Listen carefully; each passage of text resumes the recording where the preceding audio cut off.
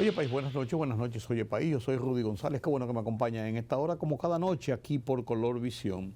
Una semana de muchas noticias a lo largo de todos estos días, de mediados ya del mes de febrero, entrando a partir de la semana que viene, en la última semana del mes de febrero, donde celebraremos la independencia nacional, el nacimiento de Ramón Matías Mella, el Día de las Fuerzas Armadas, días patrios, estamos en el mes de la patria. Qué bueno que me acompañan. En esta semana hemos visto el tránsito de todo esto que significa el nombramiento de un nuevo jefe de la policía, y analicé el tema con un poco de detalles. Comparto con ustedes ese comentario que hice sobre el nombramiento de un nuevo jefe de la policía. El presidente Luis Abinader tomó la decisión, que era una decisión que se esperaba, no porque lo estaban presionando, comunicadores, políticos, alguna gente, de que tenía que quitar al jefe de la policía porque se le había cumplido el tiempo. Esto es una línea delgada que se ha discutido en muchas ocasiones, porque si bien es cierto que la Ley Orgánica de la Policía Nacional establece 2 años en el puesto y que después debe ser relevado, no es menos cierto que la Constitución de la República, artículo 128, le da facultad al Poder Ejecutivo, al Presidente de la República, de disponer de los cargos en la administración pública. Ese es el jefe del Estado, el jefe de la administración pública. Y es una facultad constitucional que el presidente la decide cuando entiende. Eso es así. El general Ramón Guzmán Peralta cumplió 2 años y 3 meses, fue relevado del cargo por el hoy mayor general Andrés Cruz y Cruz, que fungía como inspector general de la policía y que tenía dentro de la policía un conocimiento cabal de toda la operatividad de la policía. Yo no le conozco, yo solamente por lo que he leído sobre su currículum, pero he oído a personas, incluyendo comunicadores, que han hecho buena referencia de sus actitudes profesionales, de sus capacidades, y lo auguran los que le conocen y otras personas que saben de su currículum, de que sirva para una buena jefatura en la Policía Nacional. La Policía Nacional es un ente importante, trascendente, porque es el encargado del mantenimiento del orden público, de el que investiga y pone en manos de la justicia a través de los fiscales personas que han cometido delitos, que han violado el estamento legal con acciones sancionadas por la ley a través de los tribunales. La policía es un ente complejo, muy amplio, con el manejo cotidiano con la población, con la gente de la calle, donde frecuentemente hay roces que van más allá de lo que es lo correcto y lo que establece ese propio reglamento.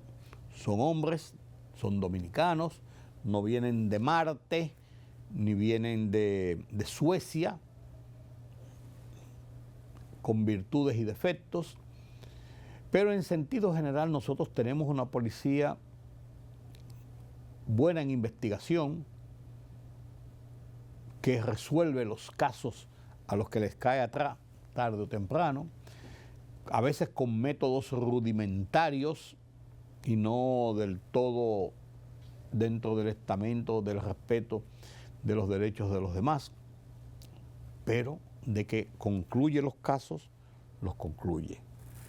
Y es una policía que en este momento y desde hace un par de años, 3 años, está involucrada en una reforma de la imagen, de los procedimientos, del establecimiento de las prácticas modernas para garantizar la garantía, valga la redundancia, de los derechos ciudadanos y de la seguridad ciudadana, la seguridad pública sobre todo. No cabe duda de que hay un gran esfuerzo en este sentido, de que se han obtenido logros, de que se dan pasos para cambiar esta imagen, esta actitud, esta operatividad de la Policía Nacional. Una ministro de Interior muy atento, no es el ministro por ser el ministro y que tiene que ver con la policía, no, está atenta al día a día, al paso a paso a la policía. Y que no decir de un presidente que todos los lunes se reúne con la plana mayor de la policía y del Ministerio Público para trazar, ver las estadísticas y ver por dónde andamos, a dónde vamos y ir avanzando en esta decisión de modernizar, de transformar la Policía Nacional. Esta es la realidad, esta es la realidad. Con virtudes y defectos en nuestra policía, ha adolecido, como todas las policías del mundo, de problemas, de situaciones, de tensiones, de presiones, de las improntas de quienes la dirigen, de quienes la componen, de cómo la ciudadanía, de cómo la sociedad los ve y actúa frente a ellos. Y el objetivo final debe ser que la gente confíe en la policía y por ende le tenga respeto a la policía, no respeto por la autoridad y porque tienen una pistola en el cinto, sino respeto porque entiendan que es un estamento del Estado Dominicano para garantizar su seguridad y para ayudar en los momentos en que necesite de esa autoridad, en lo que se enmarca el orden público, la lucha contra la delincuencia, y eso, las garantías de seguridad. Y eso va de la mano con la misma actitud de respeto de esa policía hacia la sociedad, de que entienda que el ciudadano es su responsabilidad, de que tiene una serie de derechos que deben ser respetados. Porque el problema de cada uno es el problema mayor. Yo puedo pensar que Peluche tiene un problema. Peluche, para él, a lo mejor el problema más grande es que se le dañó el celular. Un ejemplo. O que le faltan 2,000 pesos en esta quincena porque tiene que comprar una goma nueva para el carro. Un ejemplo cualquiera. Entonces, yo puedo pensar, pues si ese fuera mi problema, tener 2,000 pesos para comprar una goma o cambiar el celular y cambiar el celular, yo no tendría problemas en la vida. Pero hay otro también que piensa, pero si el problema de Rudy es resolver el problema de esos 2,000 pesos y eso, pues yo sería un hombre feliz en la vida. O sea, de acuerdo a los estamentos sociales, económicos, demográficos, van siendo los problemas individuales de cada uno, de cada núcleo de la sociedad. La policía tiene que ver eso de conjunto, los derechos y los problemas de la gente son inherentes a las garantías que la policía le da en su seguridad y en el respeto que guarda hacia ese ciudadano. Cuando se confluyen esas dos posiciones, respeto de la población y confianza de la población sobre sus policías, sobre los agentes que andan patrullando, respeto, confianza, garantías de la policía en la misión de salvaguardar la seguridad de esos ciudadanos, tendremos una mejor nación, no cabe duda. Esos son procesos, eso no viene de la noche a la mañana. Y siempre, en las policías del mundo, siempre habrá corrupción. Ponga cualquier serie de películas para que usted vea que reflejan la realidad de muchos sitios donde siempre dentro de las policías del mundo, y lo vemos todos los días en las noticias, se detectan bolsones de irregularidades, de arbitrariedades, de delincuencia, de corrupción, apoyándose en el poder que le da el uniforme, la placa, la autoridad de poder detener y privar de libertad a una persona. Ocurre. No vamos a tener una policía perfecta, no vamos a tener una sociedad perfecta, pues tenemos que mirar hacia allá, hacia eso, y cada vez tener una conciencia mayor de que la policía es el ente que tenemos para esas garantías de nuestros derechos y nuestra seguridad. Y hago esta reflexión en el momento en que se nombra un nuevo jefe de la policía, pero el jefe de la policía, que si es de mano dura, de línea dura, le arranca la cabeza a cualquiera, no juega con los delincuentes. Si es de línea conservadora, legalista, muy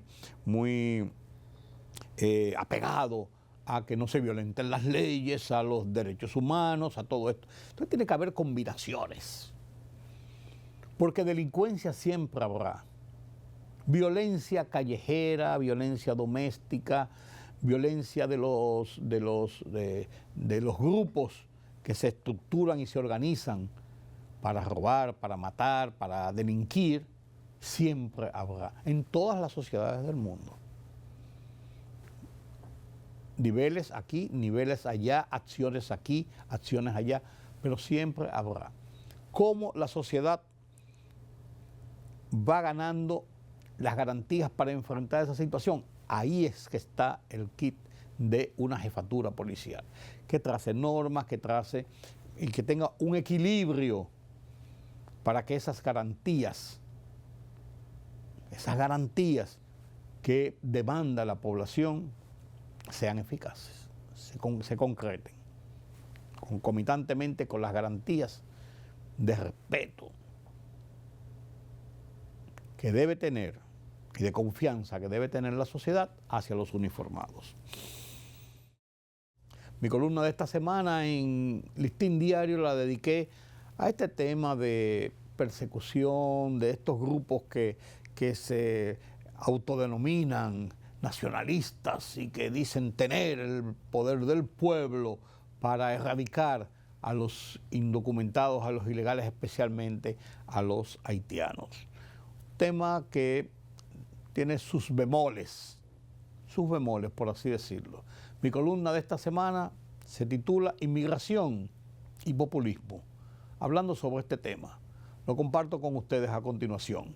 Luego de mi columna y de esta pausa, analizamos la política internacional con Julián Roa y la política económica con Carlos Cuello.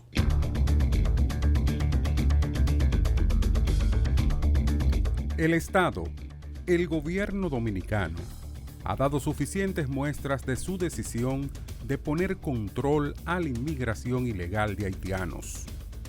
Las estadísticas, que informan de más de 350,000 repatriados hacia Haití durante el año pasado y de centenares de arrestos mientras pretendían cruzar ilegalmente hacia territorio dominicano por la larga línea fronteriza, indican una dinámica común entre naciones del mundo que comparten territorio.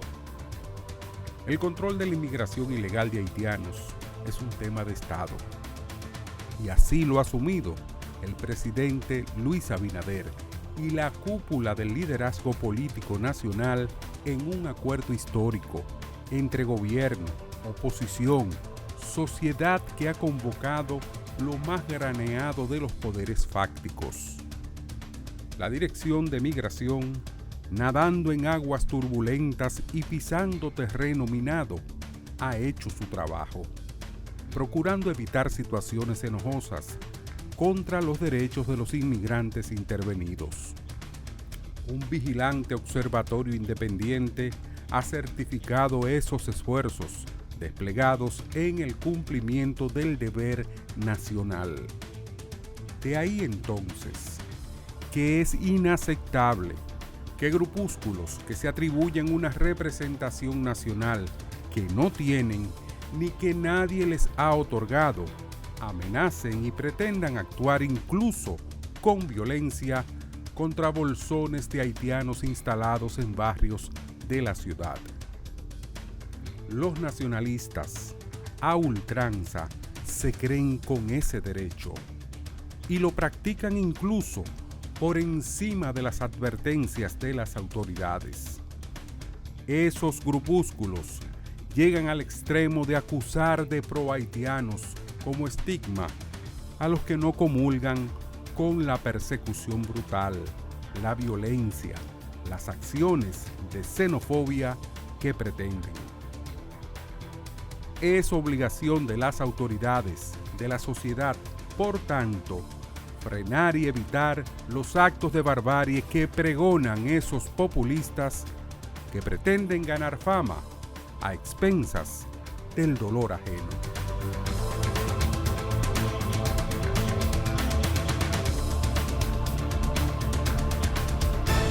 La libertad solo reside en los estados en los que el pueblo tiene el poder absoluto. Por el respeto a los valores democráticos y la dignidad del pueblo dominicano, el rumbo de la tarde, plural, objetivo, comprometido siempre con la verdad. Con Georgie Rodríguez, Rudy González y Ramón Colombo.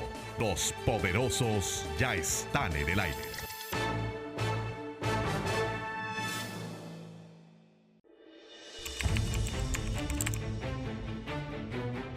Periodismo de investigación, columnas, opinión, análisis, reportajes de fondo.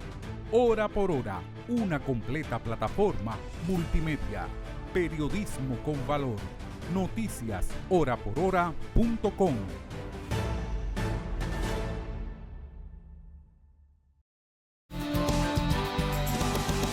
Gracias por continuar con nosotros aquí en Oye País. Qué bueno que me acompañen. La política internacional avanza aquí en República Dominicana, en la región, en el mundo.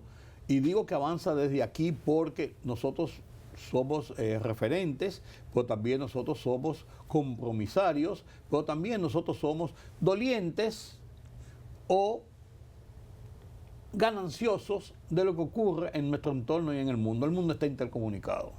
La política internacional mejor analizada no puede estar en este programa que por nuestro analista político internacional, Julián Roa. Buenas noches, don Julián. Buenas noches, don Rudy. Qué bueno que está aquí en el mes de la patria. En el mes de febrero. Sí, sí.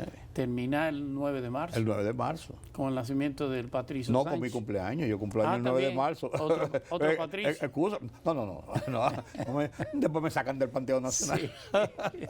Sí. Don Julián, lo hemos analizado muchas veces a lo largo de todos estos años, hablando de la política internacional y de América Latina y de las democracias y de los procesos. Perú. Uno se queda en shock en Perú. Uno sabe lo que puede pasar, pero uno cree como que las cosas se van acomodando a las realidades. Pero acaban de destituir al presidente interino. Así es. Tenía 3 meses. Sí. No lo dejaron calentar la silla. ¿Qué es esto? ¿A dónde podemos llegar? ¿Qué enseñanza, además del hecho, que tú puedes analizar muy bien, además del hecho, qué enseñanza le deja a las democracias de América Latina situaciones como esta? Porque todo está dentro del marco democrático, no es un golpe de Estado democrático, por así decirlo. Entre comillas. Sí, bueno, pues está dentro de la ley establecida. Mire, a finales de la década del 90, inicio del 2000, recuerda que el famoso foro de Sao Paulo, celebrado, en el cual inclusive participó el propio Fidel Castro. Sí. Luis Ignacio Lula da Silva. Que fue uno de sus grandes mentores. Y toda la izquierda latinoamericana. Correcto. Eso trajo como consecuencia un ascenso al poder de la mayoría de los líderes de izquierda latinoamericanos, sobre todo el Cono Sur. Con el Foro de Sao Paulo surgen los gobiernos de Rafael Correa. Sí, y ya Chávez tomando control en Venezuela. Chávez en Venezuela, Correa en Ecuador. Evo en Bolivia, Cristina Fernández en Argentina, el presidente Lacalle, luego Pepe Mujica en Uruguay. En Uruguay. Hubo un movimiento de izquierda interesante y sobre todo bajo el aprendizaje de que el tema de la guerrilla no era posible. Llegar al poder tenía que ser en elecciones. Y lo lograron, esa es la verdad. Y los resultados yo diría que fueron positivos. En el caso de Brasil, ese primer gobierno Lula sacó cerca de 30 millones de brasileños, lo sacó de la línea de la pobreza. El caso de Rafael Correa fueron gobiernos progresistas. El gobierno de Cristina, sobre todo el primero, Evo Morales, la economía boliviana tuvo un gran repunte, una gran mejoría, pero ese movimiento también llevaron sus taras, llevó sus defectos. Y uno de los defectos fue tratar de disminuir el poder presidencial en esos países. Esos países tenían una tradición dictatorial. Por lo tanto, el presidente, no importa que llegara bajo la fuerza o que llegara bajo el voto, siempre terminaba imponiendo sus decisiones por encima de los demás poderes constitucionales. Y eso lleva a la idea de generar un desequilibrio, yo diría, en el equilibrio de poder, en el check and balance, como dicen los Estados Unidos. Y es permitirle al Congreso que el Congreso o el Parlamento pudiera destituir al presidente por algunas razones que se pudieran establecer en la Constitución. Y ese fue el caso de Bolivia, el cual se estableció la muerte súbita, como yo llamo, en el cual hay una especie de cuestionamiento del presidente, de impeachment, y el presidente puede ser destituido por el Congreso. El mismo Fujimori, claro, en Perú, en el mismo Perú. En el caso del Perú sucede igual. En el Perú se llama vacancia. No, la vacancia del poder. Que el presidente se le haga un juicio político para una vacancia política. Y entonces, eso podría hacerse. El presidente del Parlamento asume. Lo elige el Congreso. Sí. No el presidente, sino lo elige el Congreso. Generalmente lo hace el presidente. ¿Cuál es el resultado de eso? Bueno, que ha generado unas inestabilidades políticas enormes. En los últimos 10 años hay 8 presidentes en Perú. Impresionante. Y eso mismo pasa en Ecuador. Entonces hay un tema que lo que ellos entendían que era una especie de tutela al Poder Ejecutivo se ha convertido en una especie de dictadura del Congreso contra la decisión del soberano, que en este caso es el voto del pueblo. El voto del pueblo ya no es importante. Lo importante es las negociaciones que pudieran llevarse a cabo entre los grupos dentro del Congreso. Que de manera extraña, ser un grupo minoritario en el Congreso ahora tiene un valor incalculable. Porque puede ser el que es al final quien decide. Sí. ¿Cuál es el resultado de eso? Bueno, Perú, la economía peruana es una de las economías que se ha encontrado en mayor problemas. No hablar de la boliviana. En síntesis, esa inestabilidad política reduce todos los problemas. Falta de inversión, falta de credibilidad y sobre todo un gran desasosiego a nivel del país. Este cambio que se genera en el Perú en este momento puede atentar contra los procesos democráticos y puede dar paso a dictaduras en el Perú. Bueno, en este caso del José Gerí, que es como se llama, la acusación es que almorzó con uno de los grandes suplidores del Estado peruano, pero ese gran suplidor es un ciudadano chino. Entonces, la acusación de vacancia es que es una vacancia inmoral. Él tiene una incapacidad inmoral. En pocas palabras, lo que estaba haciendo era negocios por encima negocios particulares por encima del propio Estado peruano. No tiene que probarlo el Congreso. No va a un juicio en el cual se le oiga al presidente. Sencillamente se vota y se acabó. ¿Puede eso traer? Usted me preguntaba si podía generar... Si eso no puede envalentonar, por ejemplo, fuerzas políticas internas e incluso militares en un momento determinado para decir, acá pues que te desorden, no todos vamos a imponer. O sea, alentar ese tipo de situaciones, como tú decías muy claramente, 8 presidentes en 10 años. O sea, ¿qué desorden es este? No hay inestabilidad. En el Ecuador lo hizo. y el golpe de Estado no se concretó. No se concretó. Pero hubo un intento de golpe de Estado. Claro que sí. Ahora, es más fácil usted controlar, me refiero a los grupos de intereses, incluyendo los grupos externos al Perú. Es más fácil usted controlar, en este caso son 136 diputados. Diputados, sí. Controlar las mayorías. Usted y no las necesita minorías. vota con 87, pero si usted controla 30 de ellos, sencillamente usted está decidiendo. Puede poner la balanza de un lado o de Y otro. ya el voto del ciudadano no tiene mayor relevancia. Sí. Es una situación que no ha hecho más daño que bien. Compleja. No ha sido un contrapeso, ha sido todo lo contrario. Pero es un mal ejemplo para América Latina. Totalmente, claro. Es un mal ejemplo. Fue un Y- tiempo de las olas de esa agenda de libertades y de conquista de derechos. Y de cara a las elecciones que están para abril, dentro de 2 meses, ¿qué pasaría entonces con este presidente provisional? Ya. El proceso electoral continúa porque parece que está todo al margen de eso, pero ¿cómo Sí. puede eso mover las fuerzas? Había surgido con mucha fuerza Claro. otra vez Keiko Fujimori Claro. y la derecha, Así es, la peruana. derecha peruana. Sí. O sea, ¿qué podría pasar ahí? Bueno, ¿O va a haber una recomposición de esa fuerza? Esa fuerza, no solamente la fuerza, la fecha podía variar. Eso va a depender del Congreso, fundamentalmente. Y las fuerzas son las mismas fuerzas que se han mantenido en el Perú. Muy fragmentada. La izquierda peruana se fragmentó en más de 5 o 6 sectores. Sí. En la derecha, aunque la líder es Keiko Fujimori, pero la derecha, el sector empresarial siempre ha estado al Sí, lado. muy presente, claro. Va a decidir esas elecciones si se hicieran. Si no, la va a posponer a ver quién es el nuevo sustituto. Y a ver quién se atreve a tomar esas riendas, porque en Perú Claro. está ya prácticamente como un hecho que el que llega a la presidencia tiene un pie en el palacio y un pie en la cárcel, por así es. decirlo. Sí, o en el cementerio. Sí, el caso del expresidente Alan García. Bueno, pues él se suicidó, pero Y mire, es así. mire lo extraño del caso. Perú tuvo del Cono Sur el partido más democrático, que fue el APRA, El APRA, de Raúl Haya de la Torre. Haya de la Torre. Correcto, correcto. Raúl Haya de la Torre es una especie de Juan Bosch para el Perú, como lo fue Alfredo Frei en Chile. Fue esos grandes pensadores de la democracia latinoamericana.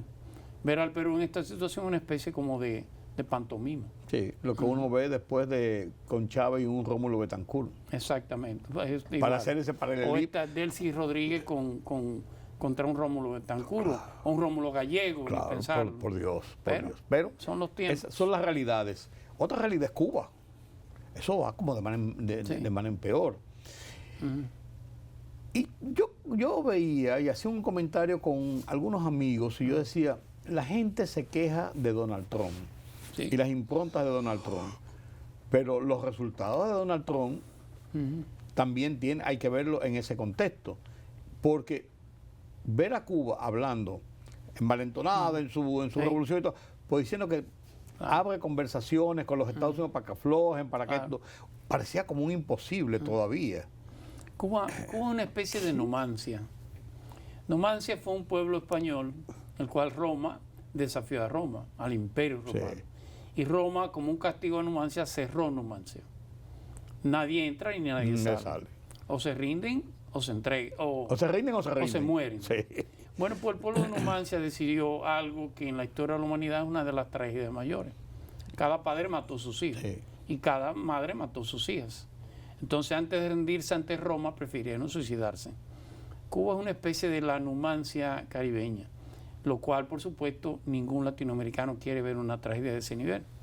El régimen cubano no hacía el apoyo del pueblo. Cuba es una dictadura y tiene un poder hegemónico que está dispuesto a llegar a las últimas consecuencias, aún se lleve por medio, tenga como resultado esa tragedia del Pues pueblo. está casi en las últimas Cubano. consecuencias, Sí, por totalmente. así decirlo.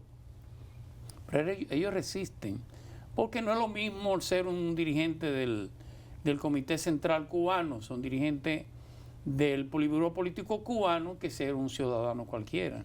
No. Nos guste o no, las No, cosas sí. son distintas. Siempre hay niveles. Totalmente. Claro, Estados Unidos, yo siempre he sido tradicionalmente un opuesto al bloqueo. Y lo he dicho en el sentido de que si el bloqueo de los Estados Unidos hacia Cuba no hubiera existido, hace años que el régimen socialista cubano hubiera terminado, no me cabe duda. Lo que más cambia a un pueblo es ver lo que es el bienestar, y no lo han podido ver en 67 años. Esa es la verdad. Ahora, ¿qué pasa con el bloqueo? Que el bloqueo es un bloqueo criminal. No es que usted no va a venderle combustible. Un país como México, con una tradición internacional de apoyo a la solidaridad, terminó cerrando el envío de petróleo a Cuba, bajo la excusa de Pemex, de que Pemex cotiza en las bolsas de valores y por lo tanto afectaría sus acciones. Sí. Pero el gobierno decidió aceptar lo que planteó Pemex. Entonces, si no tiene petróleo mexicano, no tiene petróleo ruso, ya no tiene el venezolano, ¿qué va a pasar? Bueno, todo se maneja con energía. Usted podrá, México ha enviado dos cargamentos de alimentos, igualmente lo ha hecho Brasil, o lo va a hacer Brasil en los próximos días, pero eso no es suficiente. Eso no, sin energía no se hace nada. No. Se paraliza el país. Yo personalmente creo que sí, que Cuba, ese régimen tiene que cambiar. No quizá el modelo norteamericano, pero tiene que haber reformas reales. Y este joven, entre comillas, pues ya tiene más de 60 años. Sí. Díaz-Canel. Comparado con la gerontocracia del socialismo cubano, es un joven. Del castrismo. Ha terminado siendo más conservador al modelo socialista que el propio Fidel. Este joven debe haber sido la transición en Cuba. Sin embargo, eso es lo que se esperaba. Terminó persiguiendo a todos los reformadores cubanos. El caso de Carlos Laje, usted recuerda a Carlos Laje. Claro. Recuerda al propio canciller Roberto Robaina, al propio Perret. Todo el que pudo haber hecho cambios en Cuba terminó no solamente sacado de la parte pública, sino de los propios estamentos del partido. Es una especie de autarquía. ¿Qué esperamos nosotros? Que haya una negociación con los Estados Unidos y haya, no al modelo norteamericano, pero tienen que ir a una transición. Cuba no resiste más al modelo que tiene, además de que no le ha dado resultados, esa es la verdad. No, y que lo peor es que eso pueda redundar en algún momento en una alzada popular. Entonces la situación es más conflictiva. Miren lo extraño. Con Barack Obama hubieron negociaciones de apertura a Cuba. ¿Quién las hizo? La hizo un joven, apellido Castro, llamado Alejandro Castro. El hijo de Fidel. No, el hijo de Raúl. De Raúl. Raúl tiene a Raulito, como ellos le llaman, y tiene a Alejandro, que es el mayor. Ya general del ejército cubano. Pero Alejandro Castro es el presidente de una comisión de seguridad. Es una especie de un MININ, pero es una supervisión del propio MININ, del Ministerio del Interior. Sí. Pues Alejandro Castro, ante una invitación de unos agentes de la CIA, se reunió con miembros de la CIA en Estambul, en Turquía. Y se reunió al margen de su padre. Todas las negociaciones para entrar en una transición en Cuba, con un error grave, y que fue que la seguridad y la inteligencia iraní retrató todas las fotos de Alejandro Castro en Estambul. Ya usted supo cuando bajó a La Habana, ¿verdad? Fue destituido del cargo y fue confinado a su casa. Cayó en total desgracia. Y eso también, al cambio con Biden, con Raúl, eso se retrasó. Usted recuerda aquella foto de Raúl y Barack Obama en una reunión. Claro. Todo eso se hace. Y la visita de Barack Obama a La Habana. Proceso. Con su familia. Totalmente. En La Habana. Siendo presidente. Siendo presidente. Sí. Eso se abortó ante se había velado todas las negociaciones de la CIA con Alejandro Castro. Entonces el partido se resintió, generó cierto tipo de crisis con Raúl, y eso abortó, y sobre todo en los Estados Unidos con Biden abortó. Sí, porque Biden, aunque era el vicepresidente de Barack Obama, no era partidario de las negociaciones con Cuba. Pero en esos niveles. Tampoco lo iba a hacer Cuba, porque la idea con Alejandro Castro era hacer era una promesa de reforma ya establecido con un calendario. Sí. ¿Qué pasa ahora? Bueno, que Alejandro Castro podría formar parte o dirigir la comisión que pueda entrar en negociación con los Estados Unidos, fundamentalmente. Aunque, y ese viene el tema, esa es la posición del padre, pero hay una intención del partido de poner a alguien que pudiera ser el sucesor de Raúl y no Alejandro. Hay una crisis interna Una dentro de confrontación Cuba, interna muy fuerte. muy fuerte, innegablemente, aunque la salida debe ser una negociación. La idea es quién negocia. ¿Quién es eso? ¿Cuál ¿Quién? va a ser el negociador en este nuevo evento? Eso es así. Bueno, mientras tanto Irán sigue siendo Sí. un tema de atención. Bueno, va a una negociación, Sí. definitivamente. Le- Va a una vuelvo y negociación. digo lo de ahorita. Igual, Trump claro. tiene resultados. El modelo es incorrecto, pero los resultados le han dado. El caso de Irán, recuerda que la crisis con Irán es una crisis de la industria nuclear iraní, Sí. cuyo propósito, según Irán, es un propósito pacífico. Y por eso comenzó a enriquecer uranio.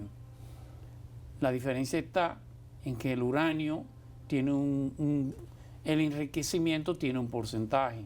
Para fines de energía nuclear es un 15, un 10, un 20%.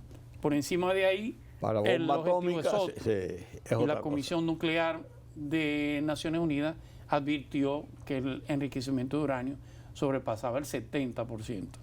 En cualquier momento Irán anunciaba la creación de un arma nuclear. Por eso Estados Unidos, con el apoyo de Israel, por supuesto, se adelanta y bombardea los centros nucleares en Irán. Aquellos quedaron destruidos totalmente. Y por supuesto, hay la amenaza, y ya fue un hecho, de los Estados Unidos de que Irán entre de nuevo en un acuerdo nuclear, que no fue el acuerdo nuclear firmado en el gobierno de Barack Obama y en el gobierno de Biden. Tiene que ser un acuerdo más restrictivo y que genere una especie de mayor tutela del organismo nuclear mundial con relación a Irán. Irán tiene dos caminos, o negocia o negocia. Sí. Ya Estados Unidos no lo va a volver a amenazar. Ya actuó. Sí. Volver a actuar no tiene Sí. mayor... Y la respuesta de Irán no tuvo mayor sentido. sí. Y tiene la Claro. amenaza latente Claro. in situ Tiene un portaaviones Sí. en el estrecho de Hormuz. y otro en camino. Exactamente. Es una amenaza, más que una amenaza, es un indictment, Sí, una sí, especie de dictamen. Sí. O haces o haces. O hacen, claro. Haití, Independientemente de la crisis interna que está manejando el gobierno iraní. claro, no podemos cerrar esta conversación sin mencionar el tema Haití. Ujú. ¿Cómo va el limbo de Haití, Bueno. por así decirlo? Porque no tiene un gobierno Sí. como el Consejo que Consejo presidencial. era más amplio, Sí. sino está basado todo en las decisiones del primer ministro, Claro. apoyado por los Estados Unidos. Claro. Bueno, es una especie de golpe de Estado al Consejo Presidencial Provisional. Porque eran 7, era una especie de torre de Babel. Eran 8 Sí, inicial con la joven que era la Y canciller. la Dominique de Dupont. Eran 7, pero no se ponían de acuerdo. Estaba más atento a que cada año hubiera un sucesor. Aquí lo sucedía, sí. ¿Qué Aquí no lo sucedía? sí. Que cuáles eran las medidas que tomaban. Inclusive 2 de ellos fueron acusados de fomentar y de tener cierto vínculo con los grupos delincuenciales. Ahora en Estados Unidos decidió, recuérdese que fue el 7 de febrero. Sí. Estados Unidos llegan los barcos norteamericanos el 5, 2 días antes. Oye, si se vence el 7 no se va a renovar de nuevo ese consejo. Entonces hizo que se ratificara o se colocara al primer ministro Frisemé, de manera tal que la decisión no la toma un solo ya. Ya el camino está más claro, más despejado, no hay que discutir mucho cuáles acciones se van a tomar. Y está planteada las elecciones para el año que viene, cosa que va a ser sumamente difícil, pero por lo menos el camino no es el que se tenía anteriormente. Sin embargo, la situación de descontrol de la seguridad Sí, así es. de la población continúa, Sí, no en un pico tan alto de la violencia, pero Claro. en la misma situación. yo creo que el tema Cuba, el tema Venezuela le resta importancia a Haití para la política exterior de los Estados Unidos. No significa que no lo esté haciendo, pero no tiene la mayor relevancia. En la medida que el tema de Venezuela pueda estar más controlado, ya quien vende el petróleo venezolano es Estados En Unidos. Estados Unidos. Se habla de una presidencia de Donald Trump asistido por del Simón League. Sí. Vaya usted a ver. Sí. Y el tema de Cuba, en la medida que eso mejor. Recuérdese que entre Cuba y Haití hay una cercanía geográfica, Sí. territorial. En la medida que esos dos temas mejoren, se disminuyan, Estados Unidos buscará la solución, me imagino, tratará el tema haitiano. Con el tema cubano no puede darse el lujo de generar otro ruido en la misma zona. No, y muy cerca. Demasiado Colindantes, cerca. por así decirlo. Totalmente. Sí. Claro. Con las repercusiones que tendrían en países como claro. con estabilidad como República Dominicana, Así su es. Puerto Rico y otras naciones de la región. Así es. Sí, estoy de acuerdo con usted. Hemos analizado la política internacional con nuestro analista de cada semana, Julián Roa. Permítame la pausa. La libertad solo reside en los estados en los que el pueblo tiene el poder absoluto. Por el respeto a los valores democráticos y la dignidad del pueblo dominicano, el rumbo de la tarde, plural, objetivo, comprometido siempre con la verdad. Con Georgie Rodríguez, Rudy González y Ramón Colombo. Los poderosos ya están en el aire.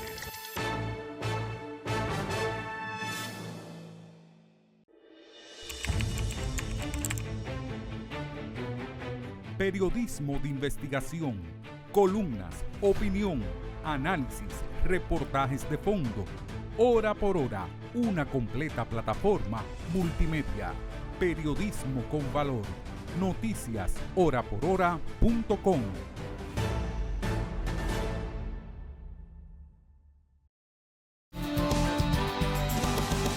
Gracias por continuar con nosotros aquí en Oye País. Comentamos la actualidad de la economía nacional e internacional, como les decía en el segmento anterior, con Carlos Cuello, como cada semana, aquí en Color Visión. Buenas noches, Carlos. Buenas noches, don Rudy.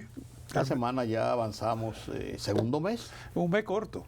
Un mes corto pero es como el primer mes del año, porque enero siempre como tan con tantos días de fiesta y como la gente, la resaca le dura el mes completo. La Así resaca es. económica, digo. Así Sí. es. Bueno, ya por lo menos tenemos cifras del mes de enero. Sí. Ya el Banco Central ha entregado los reportes de la remesa, tenemos cifras también de las exportaciones, de las importaciones, comportamiento cambiario. Sí. Y creo que de todo y cada una de esas cosas vamos a hablar ahora. Bueno, comenzando por la emisión, La emisión de los bonos soberanos. de los bonos, Sí. que el país arrancó de primera, ¿no? Sí, sí, sí. ¿Cuánto fue que colocamos? 2.750 billones sí. de dólares. Tenemos un déficit de unos 246 mil millones de pesos, que son cerca de 4.000 millones de dólares. O sea que el país está buscando más de la mitad de lo que, Sí. son sus necesidades financieras. Para comenzar. O sea, adelantándose. Sí. Eso tiene una ventaja. Cuando tú necesitas financiamiento y lo buscas temprano, bueno, pues aprovecha la mejor coyuntura. Ahora mismo la coyuntura fue muy favorable. Prueba de ello es que la demanda fue 2.6 veces más. O sea, hubo demanda por 700 millones. Fueron 2.750 y hubo demanda por 7.000 millones. Casi 3 veces más. Exacto, Sí. 2.6 veces más. Sí. Y a una tasa, bueno, fue en 2 tramos, ¿no? Pero las tasas son muy favorables, digamos, 5.5 a 8 años y la otra es a 12.25, pero ya aquí, no, 12.25 años. Sí. Y la primera fue a 8 años. A 8 años. A 8 años, 5.75. Y a 12 años, ahí conseguimos una tasa de unos 6.15%. O sea, en términos de aprovechamiento del mercado, fue una buena decisión. Además, la calificación del país está muy buena ahora. Eso te iba a decir, lo importante de esto es que, primero, esa demanda, Claro. y segundo, la oportunidad de colocarlo a buenas tasas indica la confianza en los estamentos internacionales de la economía de la economía dominicana. No, se está aprovechando la coyuntura. Sí. ¿Qué puede pasar si seguimos, digamos, afectados por lo que puede ser la economía global o bajo desempeño? Pero ya nos fuimos adelante. Exacto. O sea, Sí. antes que se ponga peor la cosa, Sí, ya nosotros aseguramos. Sí. Eso, la desventaja que tiene, bueno, hay un costo financiero de oportunidad, Sí, lógico. porque tú no vas a desembolsarte esos cuartos de inmediato. Entonces, mientras tanto lo tiene ahí, engrosarán las reservas, engrosarán los depósitos del Tesoro en el Banco de Reserva, ¿no? O sea, habrá una liquidez Sí. que tiene un costo financiero, que ya se ha definitivamente. criticado en otras ocasiones. Definitivamente. Pero esa emisión, además de eso, también tener esos dineros permite quizás agilizar la inversión oficial en el país. Eso es lo que se... Que es una de las cosas. Es una de las razones que están utilizando Sí. eso para justificar Sí. la emisión. O sea, no da prioridad. Porque en definitiva ya hay un programa de desembolso. Hay que destacar que esa emisión está contemplada, Sí, aprobada en el sí. presupuesto, ¿no? Sí, por si no tienen los fondos, no puede ejecutarla. Ya no hay que ir al Congreso para que apruebe emisión. Claro, por si no tienen los fondos, no puede ejecutarla. Que es, a final de claro. cuentas, la realidad. Claro, eso es lo que se utiliza aquí como argumento, ¿no? De todos modos, sí hay que destacar que va a impactar en el crecimiento de la deuda. Ah, no, claro. Hay una estadística del cierre de año que indican que la deuda consolidada del país subió a 76.248.6. El sector público no financiero 61.550 y la del Banco Central 14.609. O sea, eso es lo que suma la consolidada, 76.248.6. Estamos hablando de que representan la no financiera, o sea, sin la del Banco Central, 47.9, 48% del Producto Interno Bruto, ¿no? El año pasado eran 46.3. La proporción está aumentando, ¿no?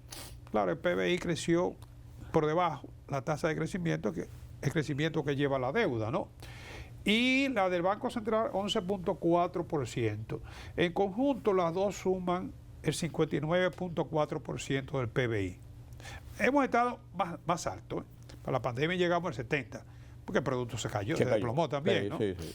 Pero de todo modo es preocupante el hecho de que tengamos una deuda de alrededor de un 60, casi un 60, 59.4% del Sí, PBI. sí. Es preocupante. tiene su Pero la impacto. otra parte que yo creo que llama más la atención y debería preocuparnos es que en el presupuesto del año actual, los intereses de esa deuda, que van a seguir incrementando a la medida en que la deuda se incrementa, lógico.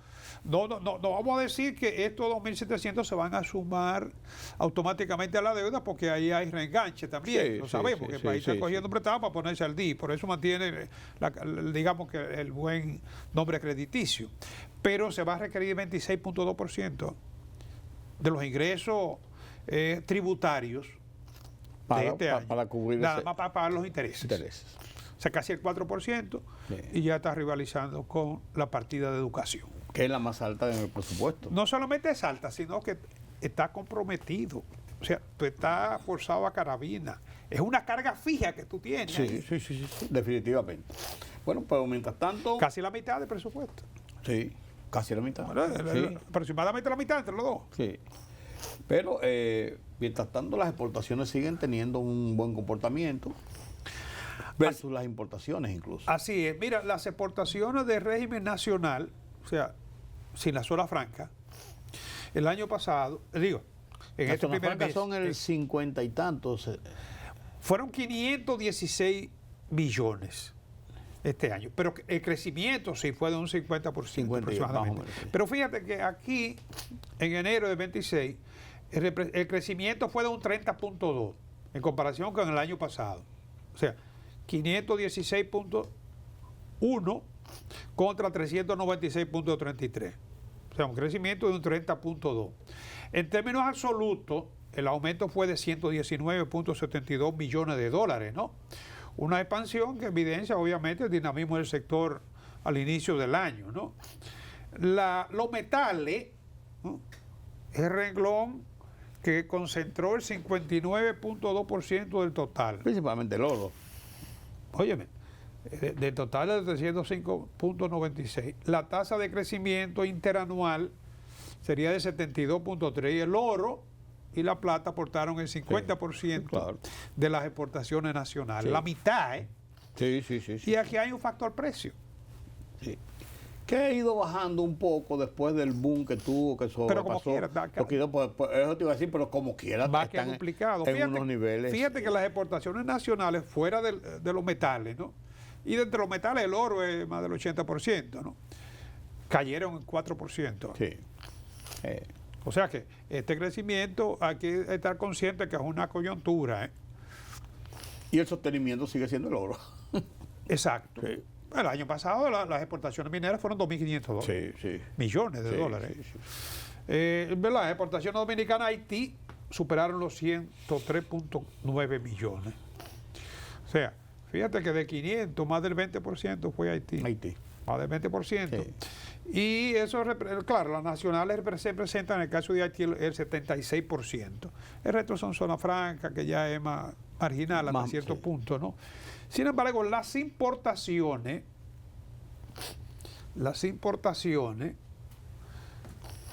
aquí cayeron en un 0.18, aunque las nacionales subieron en un 1.19, las nacionales, parece las que no son para zona franca, ¿no?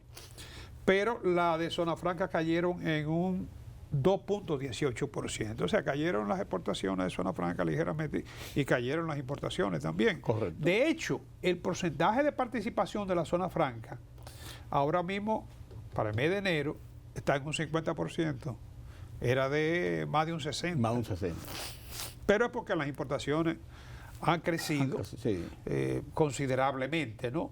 Las exportaciones, bueno, el destino de la zona franca, el principal país con el 70.91 es Estados Unidos.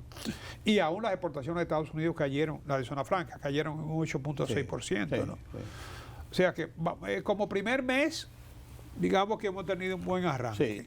No ha sido malo, por lo menos. Pero hay que darle un seguimiento, como te digo, porque eso difícilmente se pueda mantener así. Ojalá y podamos mejorar, ¿no? Sí, sostenerlo es complicado, pero ojalá se pueda mejorar. Claro. Entonces, como te digo, repito, en enero las exportaciones totales, 1.078.63 millones. Entre zona franca y las nacionales. Casi igual. En esa proyección podríamos tener un desarrollo, un desenvolvimiento a lo largo del año muy similar a lo que fue el 2025 o un poco más. Eso es lo que hay de esperar. Pero viendo esa proyección, pensar. Pero hay coyuntura, tú ves todavía claro. mes muy reducido, ¿no? Como para uno poder hacer una proyección, ¿no? Claro, y puede venir los tiempos de los ciclones y se reducen las cosas y las cosechas tienen problemas y se paralizan algunas exportaciones, pues todo puede pasar. Claro. Cuba se arma en un reperpero ahí, uno no sabe, o Haití, hay cosas que pueden pasar. Está muy confuso el panorama. El mundo está así. Además, hay que insistir en la coyuntura de los precios de los minerales. Claro. Que como habíamos dicho y tú habías predicho también, el oro tendría que buscar en un momento un nivel, porque era un boom, un pico. O iba a buscar una media en un nivel. Y lo hemos visto siempre ocurre esto en el desarrollo dinámico de los procesos de la economía. Hay picos, hay bajas y hay estabilidades. Y este está buscando su nivel, entiendo yo. Así es. Lo que está buscando su nivel también es el dólar. Bueno, sorpresivamente, mira, siempre uno se anticipa a pensar que en el primer trimestre, la reposición de inventario, lo de siempre, ¿no? La presión cambiaria tiende a disparar. Tradicionalmente, ¿no? En enero pasa eso. Y en febrero también. Todavía es temprano porque es en el primer trimestre. Digo, ya vamos entrando casi a marzo. Y ha habido una apreciación del tipo de cambio. Una apreciación de 2.5%. Que no es lo común que pase, sino al contrario. No, según el Banco Central, la compra está a 61.33 y la venta a 61.72, por un 62. Pero fíjate lo importante de eso, es que la brecha entre la compra y la venta, cuando no es tan amplia, indica que hay una estabilidad. Porque cuando tú compras a 61 y vendes a 64, ahí hay unos saltos Sí. de... Menos de 40 puntos. Claro, es lo que te digo, hay bastante Un cercanía. 0.5% de margen. Sí, sí, sí, sí, sí. Sí, o sea que eso indica que hay confianza. Y que hay estabilidad. Exacto. Por lo menos la en el estabilidad y la confianza. sí, por lo menos en el momento eso está pasando. Exacto. Esto en gran medida se explica quizá el hecho de que las importaciones hayan bajado. Sí. Muy ligero, pero han bajado. Sí. Sobre todo, las no petroleras han subido, pero muy ligeramente. Sí, eso no ejerce una presión sobre la tasa de cambio. Pero lo que más explica la caída de las importaciones son las importaciones petroleras. Que esas se han reducido porque el efecto del precio, ¿no? Y el hecho también de que hayamos tenido un buen flujo de remesas con un 5% más que el año pasado, unos 982.8 millones de remesas. Habíamos anticipado que con la medida de los impuestos, las remesas, la política migratoria, podrían comenzar a reducirse este año. Sin embargo, todavía en enero no se nota. No ha sido así. Increíblemente, no ha sido así. No, incluso lo proyectamos, que después que pasara la pandemia, podía venir una reducción porque todo el mundo se volcó a ayudar a su gente aquí. Claro. Pero sin embargo, siguió una tendencia que se ha mantenido, se ha sostenido. Yo te diría que hemos tenido un buen mes de enero. Sí. Buen resultado para el mes de enero. Y ojalá que las cosas sigan como van. Ahora en febrero no tuvimos, digamos, situaciones de nerviosismo. No se notó cambio así que pudieran preocupar, ¿no? En el sentido de que tengan un impacto negativo sobre la economía. Va a esperar que así siga. ¿Qué le parece? Y que no se crea usted, el mes de febrero casi tiene los mismos días hábiles que el mes de enero. Sí, con los feriados que tiene allá, Sí, se recorta aquí la misma cosa a final de cuentas. Así Aunque es. este mes es de 26 días. Porque el 27 es feriado, que es viernes, feriado viernes, y el 28 ya es fin de semana. Pero enero tuvo más de 4 días. Eran cuatro, lo que pasa es que se extendían por los fines de semana, ahí se notaba más. 31 menos 4, 27. Sí, más o menos. Más o menos. Cero mata cero. Así es. Gracias, don Carlos, gracias a ustedes por acompañarme en este análisis sobre la economía de República Dominicana y el impacto en nuestro desarrollo. Gracias a ustedes por acompañarme. Nueva vez los convoco para mañana aquí en Color Visión. Yo soy Rudy González. Pasen un feliz resto de la noche.